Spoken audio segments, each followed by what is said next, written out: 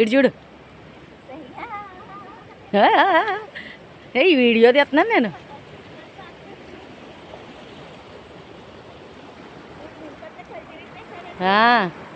ఇలా వెళ్తుంది కదా ఫోర్స్గా.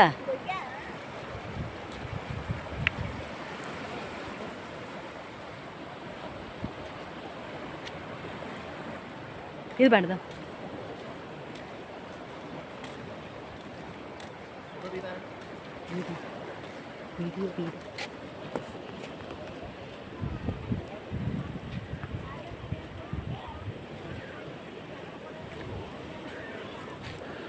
మనిషి జీవితం ఎప్పుడూ కూడా ఒక కంట్లో నీళ్లు, ఒక కంట్లో ఆనందం. వరదలకు భయపడి మునిగిపోయి ఆకలి కేకలతో ఏడుస్తున్నవారు కొంతమంది అయితే, ఆ నీరు చూసి ఎంజాయ్ చేస్తూ సంతోషిస్తున్నవారు మరికొంతమంది. ఏటో ఈ మానవ జాతికి ఇలాంటి పరిస్థితి వచ్చింది. సాటి మనిషిని ప్రేమించలేని మనుషులు నీరుని చూసి సంతోషిస్తారు. ప్రకృతి అనుకున్నంతగా ఉంటే సంతోషమే, దాని ఉగ్రరూపం మరొకలాగుంటే దుఃఖమే. ఏదైనా మనిషి మీదే ప్రభావం చూపిస్తుంది.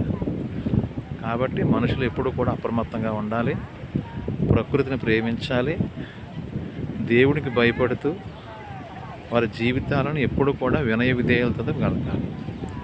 నాకేమి అనే గర్వం కానీ అహంకారం కానీ ఉంటే దేవుడు సహించడు, ప్రకృతి కూడా ఆజ్ఞించి లేనిపోనేటువంటి విపత్తులు కలగజేయడానికి అవకాశం.